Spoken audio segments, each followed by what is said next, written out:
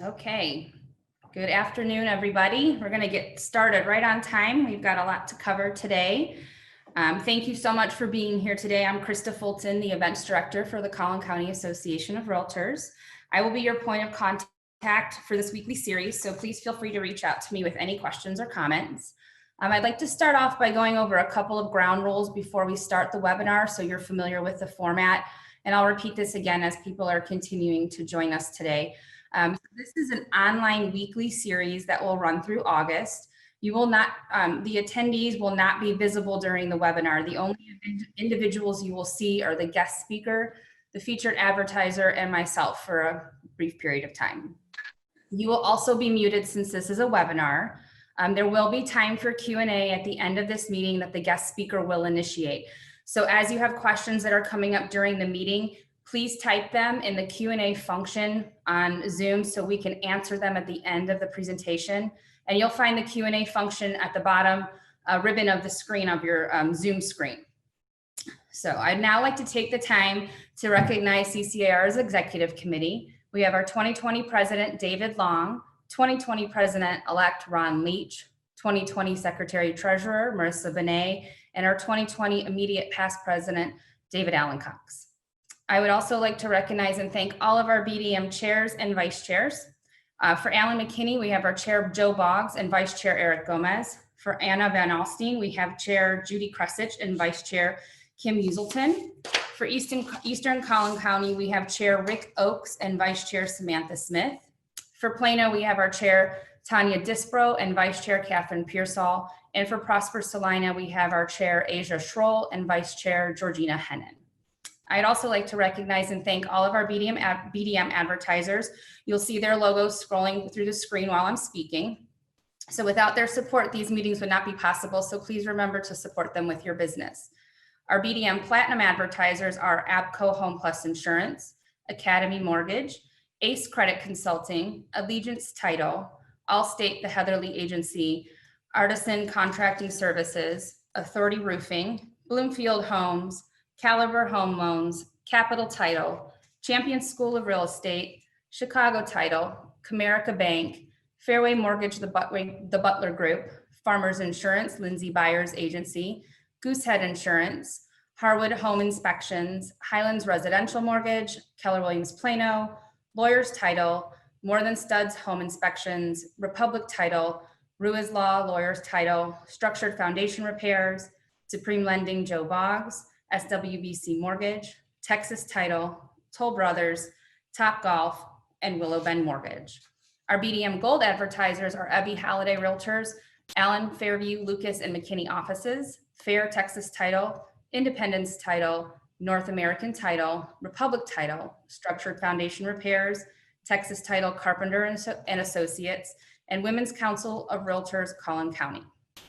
So I'd like to take the time to introduce today's featured advertiser, Academy Mortgage, and here to share a little more information about their company is Crystal Parkinson.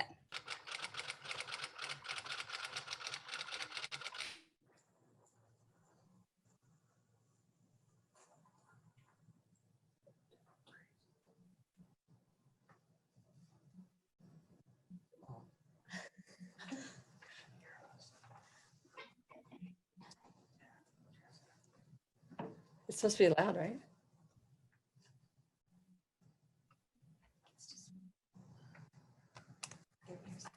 Oh. You do? It's fine. It's fine.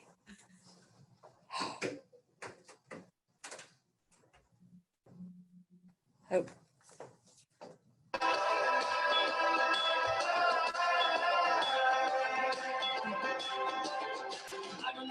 I don't know why, I cannot stop this feeling inside. I don't know why, I cannot stop this feeling inside. No matter how bad all this gets, I can't stop this voice in my head. This voice in my head says, you're gonna be alright. You're gonna be alright.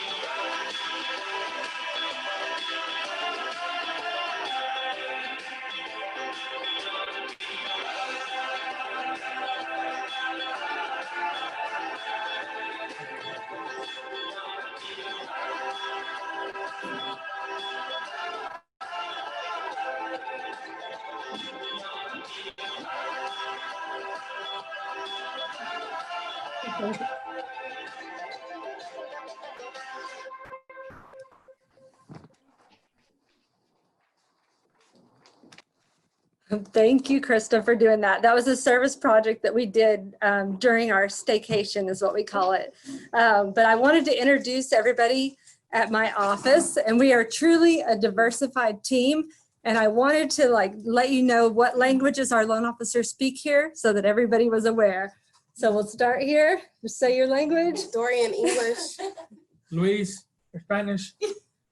Cindy, Korean. Angela, English.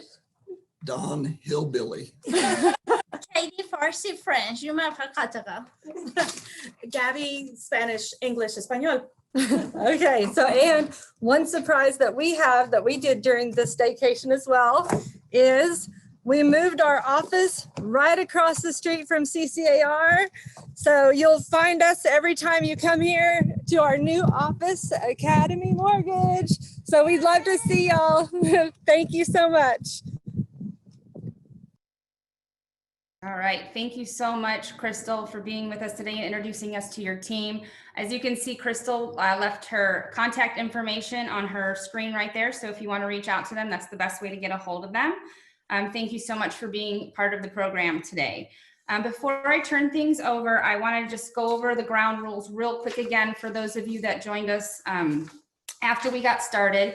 So there will be time for Q&A at the end of this presentation that the guest speaker will initiate. So as you have questions, please put them in the Q&A function at the bottom ribbon of your screen, and then we will ask those at the end of the presentation. If you're wondering why you can't see yourself, you will not be visible during this webinar. The only people you will see are our guest speaker today and myself for a brief moment in time. If you have any questions after the meeting and you want to get in touch with me, you can reach out to me at krista@ccar.net or call the main number 972-618-3800. So on that note, I would like to now turn things over to Ron Leach. Ron's our CCAR 2020 president-elect, and he will be introducing today's guest speaker. Take it away, Ron. Thank you, Krista. Appreciate that. Before I do introduce Jeff, I want to just make a few comments of my own and on behalf of Collin County Association of Realtors. I am so proud of our association, and you should be too. Ever since the coronavirus back in March took effect, we as realtors and the realtor community we're always trying to impress upon our officials that we needed to be essential service. That is a key. Those are two words that are key to an industry, and that means that if you're designated as an essential service, you are open for business. It may obviously be for some requirements and some can't operate on a regular basis or normal conditions, but with the help and the support of our Collin County delegation, who we support wholeheartedly and have for many, many years, not only our state representatives, our state senators, our county judges, our local leaders, mayors, city council. We do this, we support them obviously by TreePack. And through TreePack, we're able to give to these candidates to support our. We sit down with them, we vet these candidates, we talk to them, we tell them what realtors in our community are needing and are supporting. And I will tell you that not only as a governmental affairs committee member and TreePack committee member, I'm very proud of our association, the way that we've gone about even during these difficult times. But I would speak to all of you that are attending this Zoom and this webinar that please continue to give, reach into your pockets and give to TreePack. If you're not giving your $35, you need to. If you're giving $35, then you need to reevaluate and do 100. If you're a major investor, you need to give even more than that. So I'm so proud of our association and the stance that we continue to do and take our support for these candidates. One officer, our chief advocacy officer of Collin County Association of Realtors is Adam Majori, and he is on the task force. We've got a seat at the table with County Judge Hill.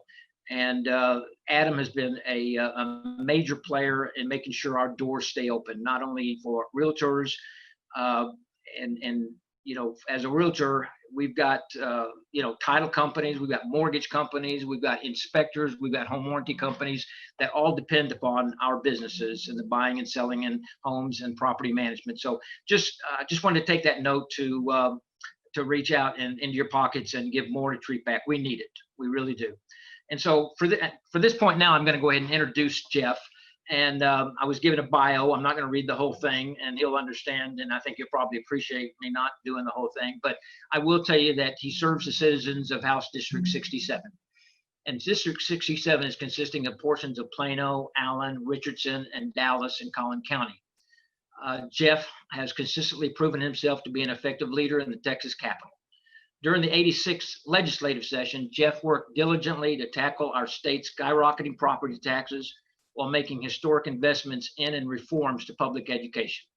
He authored and passed enabling legislation for Prop 4, a constitutional amendment banning the imposition of a state income tax on individuals. He also bolstered our state judiciary with the creation of 17 new courts across the state, including 2 in Collin County. Jeff understands that strong schools build strong communities and believes that every child in Texas should have the same opportunity that he was blessed to have growing up in Collin County. Prior to the start of 86th legislative session, Jeff toured every public school in House District 67, nearly 50, seeking counsel and feedback from educators, students, and parents regarding the challenges and opportunities facing our classrooms. During his four terms in public office, Jeff has successfully authored legislation to provide meaningful tax relief for small business owners, protect the private property rights of Texas homeowners, advocate for children in our state's foster care, and has worked to implement meaningful reforms to address the epidemic of sexual assault on college campuses. Born and raised in Plano, Jeff Leach graduated from Plano Senior High before attending Baylor University. He attended his law degree from Southern Methodist University. Jeff is married, his wife Becky, proud parents of Brady, 12, Charlotte, 9, and Landry, 5. So Jeff, I'm going to leave it up to you. Take it from here, and proud to have you here. Well, thank you. Can y'all hear me okay? Can you, Dad? Yeah, that's Ron. Yeah. All right. Yeah. So Ron Leach is related to Jeff Leach. I think all of us know that. Let me show you. I just got this off my bookshelf here. See this guy right here? This is a professional golfer, Ron Leach, at Pebble Beach last summer, and favorite guy in the world. And you didn't have to read that kind introduction, but thank you. And thanks for all the work you're doing. I will tell you, I know I'm biased, but you are the CCAR, of course, under David Long's leadership, and Adam and Diane. I see so many friends on the call, but also Ron is going to do a great job next year as well. You're just under great leadership during these trying times. And Krista, thank you for hosting this morning and for all of you for joining the call. I always love my time with the realtors since day one when Becky and I decided to step into the arena and run for public office. We have been so blessed with the support from the realtor community, but more than that, much more importantly than that, our friendships and just the valuable input and feedback and collaboration that we have along with you. I've long said and long believed that there are truly, I don't think there is any other group of folks in the state of Texas who are more connected with the concerns and the desires of Texas citizens than realtors, whether it's the new couple who's trying to buy their first home. It's the the older couple whose kids have left who are thinking about downsizing, or the folks who are looking to relocate to Texas from other states, folks who are looking into school districts and how schools and school districts perform, and transportation and traffic, and just all of the issues that go with living in Texas, calling Texas home. Realtors, your industry are so intimately connected with, and I rely on you, not just in word, but in deed, to make sure that we are, as legislators, as policymakers, serving the needs of Texas citizens, specifically the citizens of Collin County, no matter what their politics are, what party they belong to, or how long they've lived in Texas, making sure that we understand the needs and the concerns of the citizens. So thank you, thank you, thank you. I do want to do what I've kind of always done, and that's try to be as fairly brief with you as possible. I want to give you a few highlights and stats as late as last night that I've had my staff gather and send to me this morning, some things that I think you'll find interesting, and give you an overview of where we are as a state now and where I think we're headed as we prepare for the next legislative session. But really, I want to hear from you and take your questions and hear your concerns. So Krista, to the extent that folks, if they want to write on the message board or communicate with you directly, I'm not sure how we want to do this, but here in a handful of minutes, I'll be done talking and would love to open it up for discussion and questions if that's okay with you. So when we concluded the 2017 legislative session, last legislative session, 2 sessions ago, before the 2019 session, I remember as we were preparing for the 86th legislative session in 2019, I came and spoke with the realtors. And as I was deliberating and deciding on what I wanted to speak about, as we talked kind of then about where we were as a state and where we were headed, the conversation across the state was revolving around Hurricane Harvey, the costliest natural disaster in the history of our country. At that time, not only the South Texas and Houston area, our ports, and just the economic havoc that storm wreaked in the Houston area, not only were they suffering, but the entire state was really reeling from what ultimately amounted to about $190 billion economic hit from Hurricane Harvey. The state of Texas was on the hook for about $8 billion of that. And we were real concerned about the economic impact that would have, the joblessness, the folks who were homeless, who were washed out of their homes. We were concerned about the budget effect that would have on education spending, on property tax relief and reform, on transportation, on healthcare, all of the things that we need to do as a state. And we recovered very, very quickly, and I would say strongly, from Hurricane Harvey. And that was really no surprise to a lot of us. When you saw what happened during Hurricane Harvey, just the spirit of the people of Texas, folks literally picking up during the storm as the rain was still falling and the winds were still howling, and folks were literally pleading to be rescued from their rooftops. You saw Texans say, well, I'm not just going to sit back. I'm not just going to sit at home and in my comfort zone. If I have the ability to go help somebody, I'm going to help.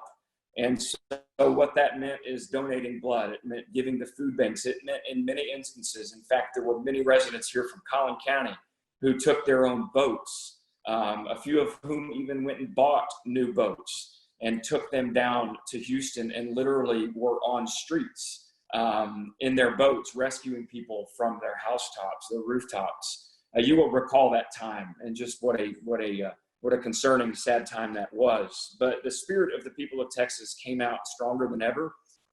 Your policymakers at the state and local level tried our best to put a framework together that would unleash the power and the spirit of the people of Texas to care for each other, to do the things we needed to do to get jobs rolling again, to get the economy rolling again. And we were able to, in the 2019 legislative session, come back and deliver substantial investments in public education, to deliver real property tax relief and reform. Of course, we still have a long way to go on that, but we were able to take care not only of our budget needs, but provide real relief for the people of Texas. We were able to pass a bill that I was very proud to author, a constitutional amendment banning a future state income tax, Prop 4. You'll remember that from last year, which about 80% of Texans supported. So I say all that looking back to tell you this.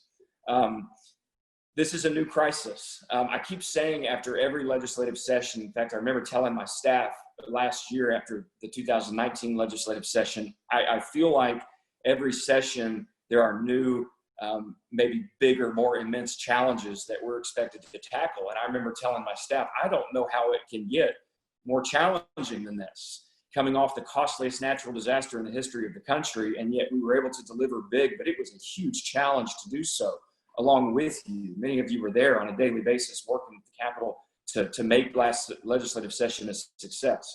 Well, here we are approaching the fall of 2020, all of the elections, of course, everything that goes along with just the political divisions today, but also a very real economic, I would say, catastrophe right now here in our great country and in the state of Texas.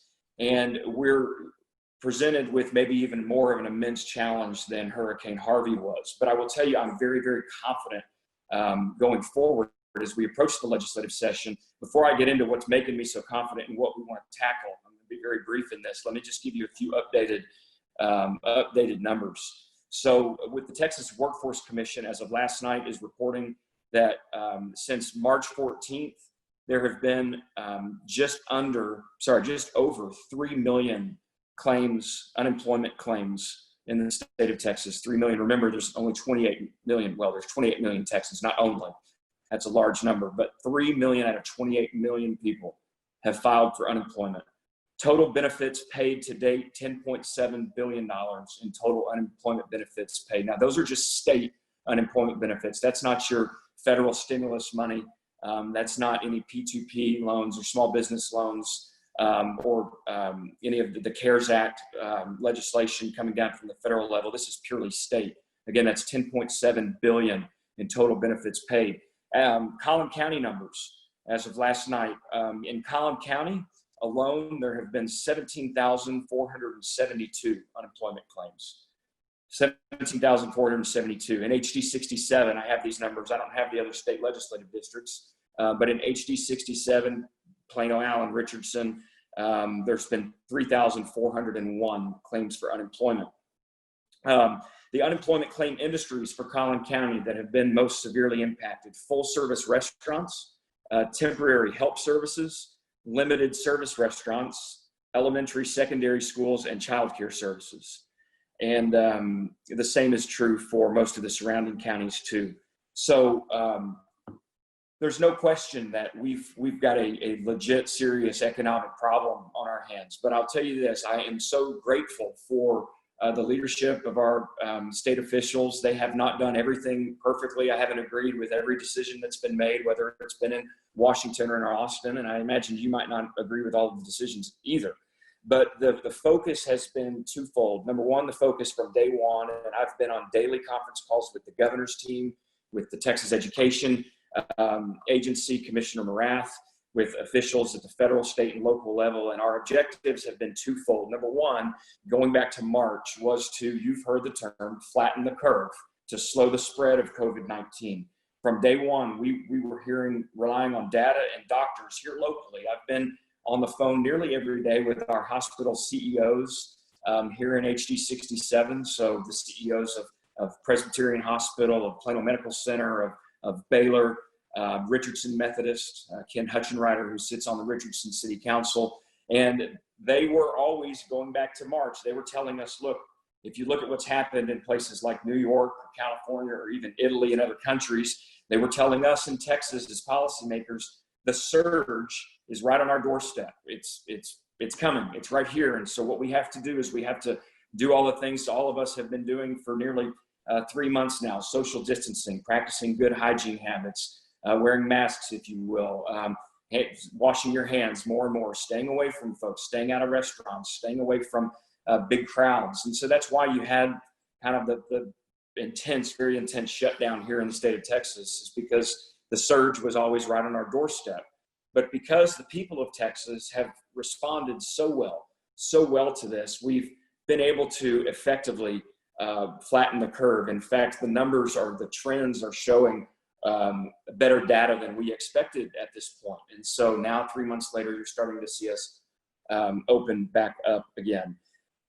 So that's number one, is to slow the spread. And then number two, it's to get our economy back on its feet as quickly and as soon as possible. We've got to get people back to work. We can get people back to work. We can open up our economy while also continuing to protect the health and the safety and security of our fellow Texans, specifically our vulnerable populations, those in nursing homes, those 65 or older, those with some pre-existing conditions that make them vulnerable to getting COVID-19. And we, of course, believe that we can do both of those things. So we're going to work to get our economy back on track. Our sales tax collections for last month were at nearly historic lows, certainly lowest they've been in 10 years. The comptroller reports that's a challenge when it comes to some of our ability next session to we're going to continue to, I believe, fund education, to build on the gains from HB3 last session, to pay our teachers. But some of the things that I want to focus on next session, I was fully planning to make transportation a core piece of my legislative agenda for next session. Collin County, as you all know, although not right now, you could go out right now and not spend hardly any time in traffic, but under normal circumstances, traffic is becoming unbearable and insurmountable here in our area. And if we want to continue economic growth and continue to have the prosperity that we've seen here in North Texas and Collin County, we've got to continue to build roads. We've got to continue to invest in healthcare. We've got to continue to keep property taxes low. And when your state sales tax revenues and your oil and gas revenues suffer like they have, that kind of takes some tools out of our toolbox. So what we're hoping is that Texans will be able to get back to work, that some of the jobs that have been lost or the people that have been furloughed or temporarily laid off, we're hopeful that they can get those jobs back, that people can start traveling again and spending money again and shopping again. And it's going to take all of us pulling together in the right direction to do those things. I believe the foundations are strong. Krista, I'm about to wrap up, so get ready for questions. The foundations are strong. The core is strong of our economy. Texas is uniquely situated to weather this storm and to come out stronger. The mood that I'm getting, the spirit that I'm getting from the governor's office, from DSHS, our version of Dr. Fauci in Austin, that we are getting confident messages, a spirit and an attitude of forward-looking, of reopening, yes, but of continuing to focus on slowing the spread and keeping COVID-19 at bay until there's an effective vaccine that's brought to market. And so I'm confident. Please don't hear me be overly concerned or I should say melancholy about the future of our state or Collin County, because I'm not. We all know where we are, and there's no need to harp on it anymore. But I believe very strongly that if we can get people back to work, if you can keep doing what you're doing and keep our housing market strong and try and build them to make them stronger going into the fall and into next year, that we're going to be in an a fair budget position in the 87th legislative session. We're still going to have our challenges. We're not going to get to do everything we want to do, but I believe we're going to be able to fund the core competencies of government certainly without raising taxes. In fact, there's some folks right now who are talking about wanting to have more government revenue. And if there's anything I've learned over the past 2 or 3 months, it's that money belongs in your pocket and is best spent and saved and stewarded in your own pocket, as opposed to government deciding to do that for you. So we're going to try to keep taxes low, keep regulations fair and predictable, limit government so people can get back to work while still preserving the health and safety of Texans. So I'm confident as your state rep. I rely on you. If there's one thing I want you to hear today, more than any other thing that I've mentioned, it's that I'm in this with you. I count on you to help do my job. I've got my staff on the call with us today as well, listening in. You have my cell phone number. If you don't, you can easily get it. You can go to my website or ask my dad or Adam or Krista or any of these folks. My cell phone, it's this one right here. I only have one cell phone. This is the one that my wife's been texting me on, saying the kids are looking for lunch right now. And so I guess I've got to go cook them lunch here in a little bit. But call me anytime. I would love to meet with you or talk with you over Zoom or over the phone, hear your ideas and your concerns, and make sure that we're working together to get back on our feet. So thank you so much for what you're doing. We're going to get through this together. Krista, with that, I'll be happy to take questions or hear from folks. Great. We do have a couple questions that came in, Jeff. Thank you so much for that. I actually have enlisted your father to ask the question. So Ron, do you see the questions that popped up at the bottom of the screen? Yeah. Okay, I'm gonna let you take it away. Okay, Jeff, what does the budget process look like when the oil industry slowed down and the sales tax dropped due to the pandemic? Yes, so that's a great question. We've got the good news is it's not the 1980s anymore. And so while in the night, don't quote me on these numbers exactly, but In the 1980s, when we had the severe oil and gas downturn, a large portion, a much larger portion of our budget was reliant on oil and gas revenues. Our Texas economy is so diverse now. It's strong. We've got healthcare. We've got technology. Yes, oil and gas is a big part of that. We've got, the auto industry. I mean, look across our great state and the industries that are now digging their roots deep here in our state. And so we're not as reliant on oil and gas as we used to be. Now, that said, a large portion of oil and gas sales tax, or severance taxes, I should say, go into transportation funding, goes to help our rainy day fund. Yes, some of it goes into the general revenue. So oil and gas being as low as it is right now, while it's good for you to fill up your car, I think I filled up my car. I went to Kroger last week and had Kroger points. And I think I filled up my truck, which was on empty, for like $17. And so I was smiling, but at the same time, I was thinking as a policymaker, well, this may be good now, but this isn't going to be good down the road. So I think that we've got some time for oil and gas to have some sort of recovery between now and January. Getting our travel industry back on its feet is a key to that. Our airlines aren't flying right now. Cars aren't on the roads. Trucks aren't, except for the food and the food industry and beverage industry. Trucks aren't moving product. So once that starts happening, I think the oil and gas market and sector will hopefully have a strong recovery, and we'll be in a better position in January than we are now. Okay. Are you hearing any cities raising their tax rate to 8% due to the governor declare a state of disaster? I'm hearing people talk about it, and I think it's a big mistake. And I do want to give a special shout out to my good friend, Eric Johnson, the mayor of Dallas. Eric and I served together. Eric's a Democrat. His district is much different than I think. His old district was House District 100 in South Dallas. Eric was elected mayor last year, and so he left the Texas House. But Eric really fought back against proposed tax increases that were being proposed by some on the county commissioner's court and by some of the city council members wanting to kind of raise the cap back up to 8%. And I would say, number one, I'm not sure they're legally entitled to right now. There's a legal debate about whether they can actually do that because there's a declared emergency. But put that aside, I think it's just a mistake right now for government to be rushing to create a bunch of more revenue. That's your money. That's not our money. We don't print money in the state of Texas. That's your money that has been hard earned by hardworking Texans. And like I said earlier, I want that to stay in your pockets as opposed to sending it to government to spend more. So yes, we're hearing about it and we're being vigilant. Not just me, not just Republicans, but a lot of Democrats too are being vigilant because we're hearing from our constituents who are saying, don't raise our taxes. And so I don't think you're going to see many cities, maybe some try to, but many cities try to get back up to the 8%.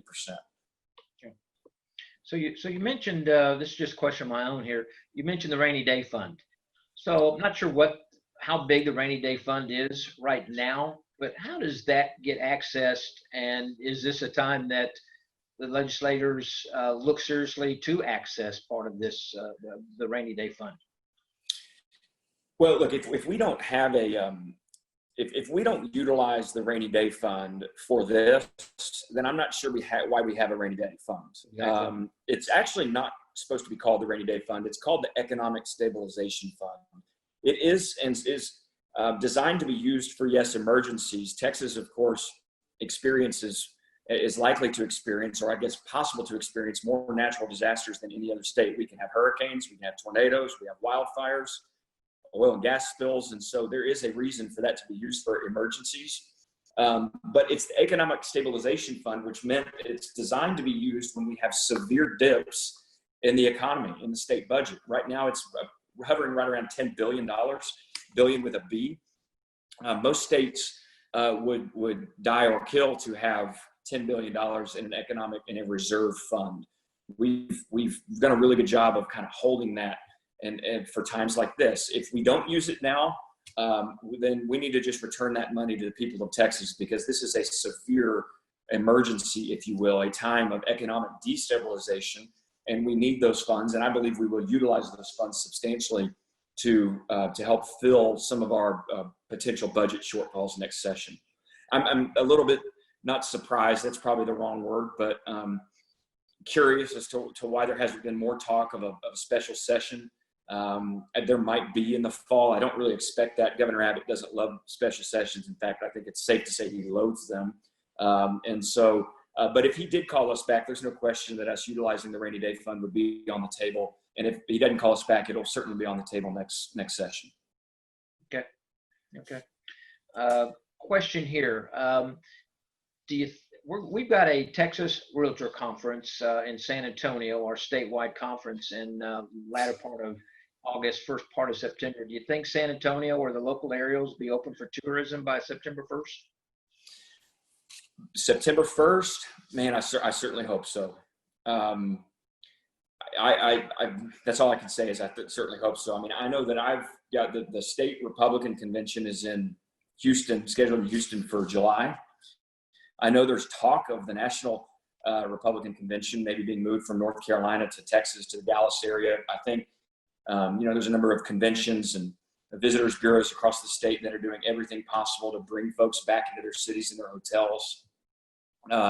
And I just cannot imagine those conventions and those hotels still being totally closed in September. Now there's going to have to be some adaptations and maybe some flexibility needed on your part, but I would say book your rooms and book your flights and go spend your money in San Antonio. Well, your friend Diane Donnelly, it's not a question, but she does want to thank you and Congressman Van Taylor and the other state reps, Matt and County Judge Chris Hill, for the virtual town hall calls. We don't know of any other county that's having as many or being proactive on getting updates from you guys. And you all are just doing a terrific job, Jeff, just not yourself, but Matt. And I was on a panel with Angela Paxton a few weeks ago, and you guys are staying so connected with the communities that you serve that, I see this probably still continuing, don't you? Yeah, I thank God for technology. I'm so grateful that we have the ability while we're physically distanced, if you will, to not be socially distanced. So thankful that we're able to connect like this. And Diane, I don't see you. Where are you? I'm trying to surf through here. I don't know if you're on camera or not, but Diane, I love you to death, and it's great to hear from you. And thank you for those kind words.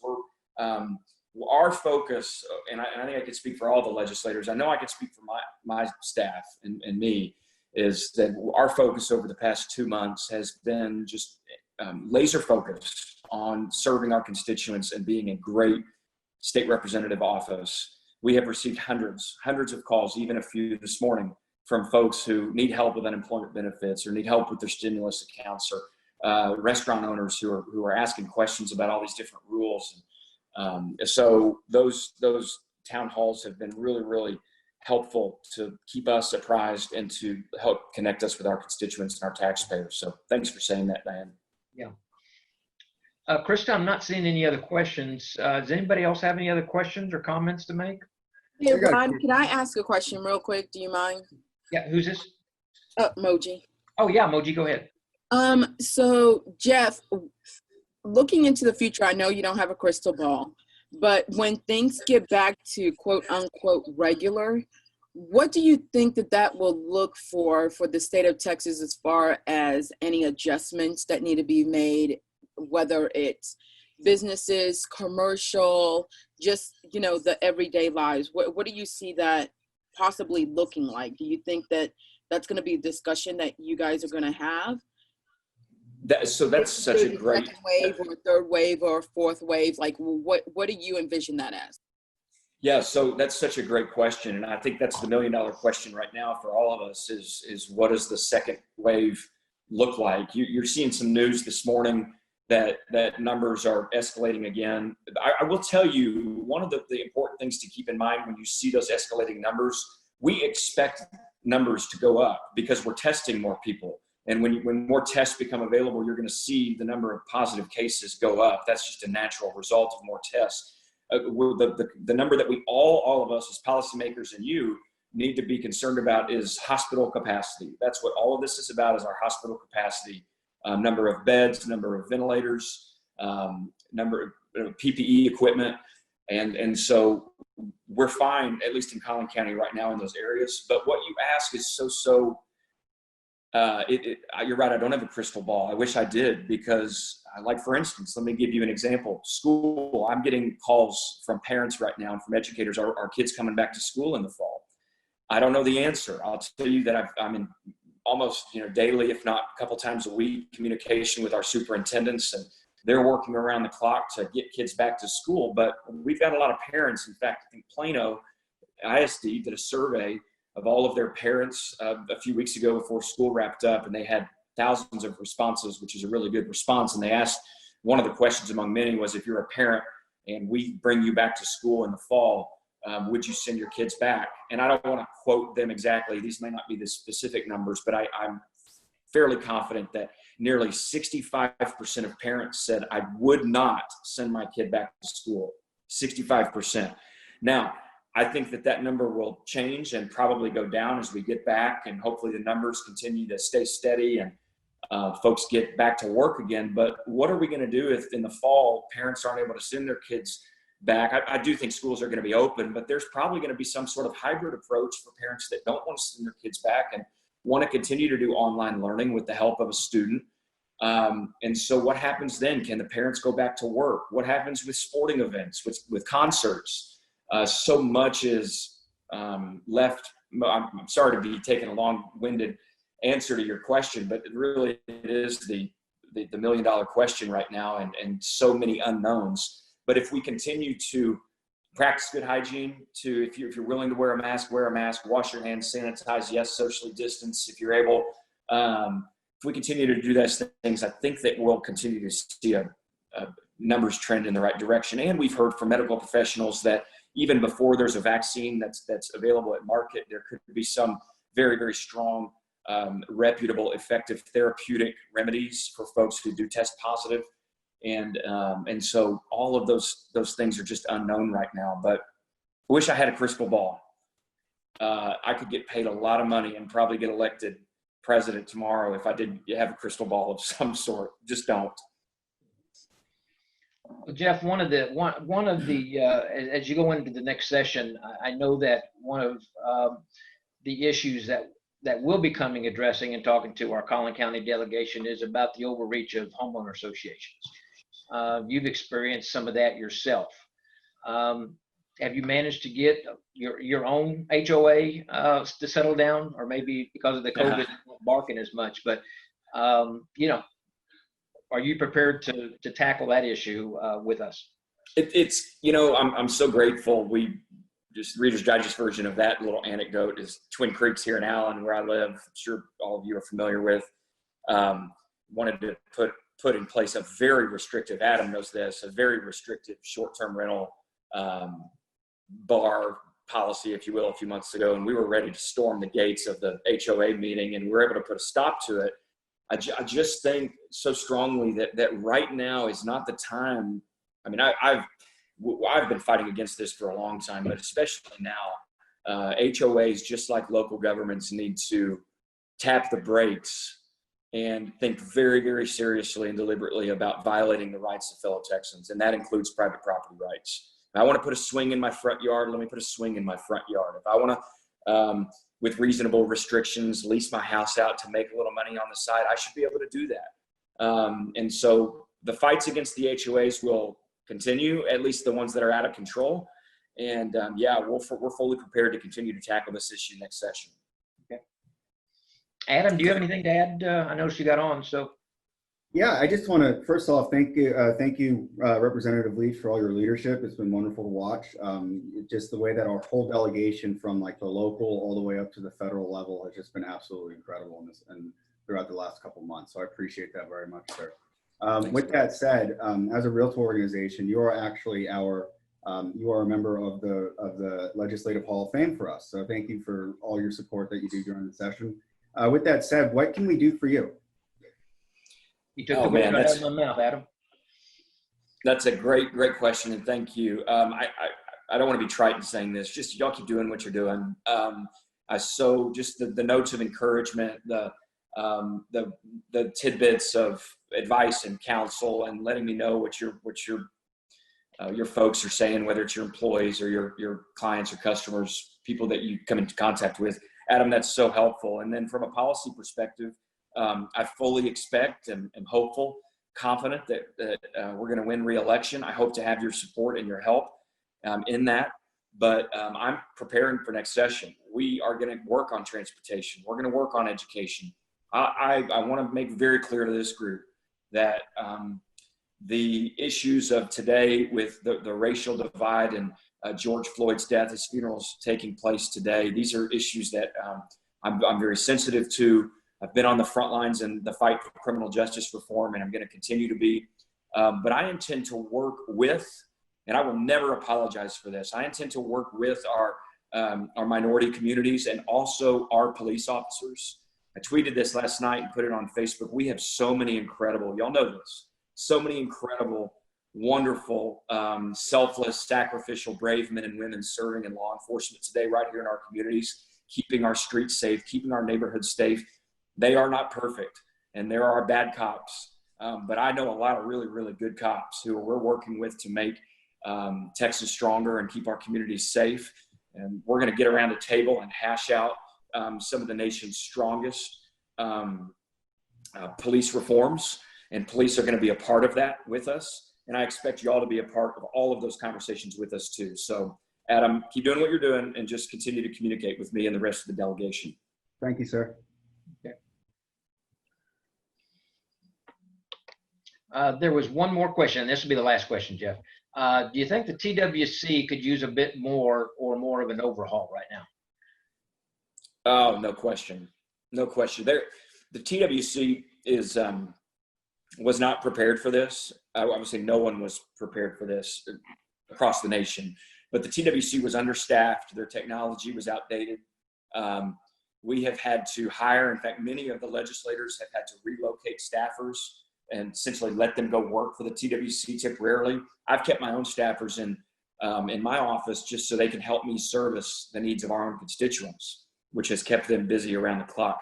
But yeah, TWC has got to have an overhaul. They've done they've done their best, but we've got to come alongside of them as the legislature, probably pump some more funding into the TWC to make sure their technology is up to date, make sure they've got the resources, the manpower they need. Hopefully this never happens again, but we've got to prepare like it might and make sure that we're better prepared next time. Hey, Ron, if I may really quick regarding the TWC, I just want everybody to know that from the Federal CARES Act, independent contractors and self-employed individuals for the first time across the country were able to use the state to basically file with the Texas Workforce Commission if you're a resident of Texas. So that's one of the main reasons why there's completely overhauled, because they had files that were never really existed for independent contractors and self-employed individuals.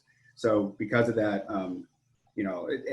Jeff, do you have any numbers, or do you know where I could find numbers on the independent contractor and self-employed people that have filed? Let's get together offline, Adam. I can try to get those for you. Yes, sir. Thank you. All right. Great question. All right. Jeff, I think that concludes our meeting today. Thank you so much for being our guest speaker, and I appreciate Julie. She's online as well, and thanks, Julie, for all your help with getting Jeff in the right place at the right time. I know it's not easy to tag sometimes, but yeah, thank you all. Appreciate you and look forward to seeing you soon, but not too soon. So, thank you very much, Jeff, for being here with us today and for answering questions. It was great to see you and have you part of this program today.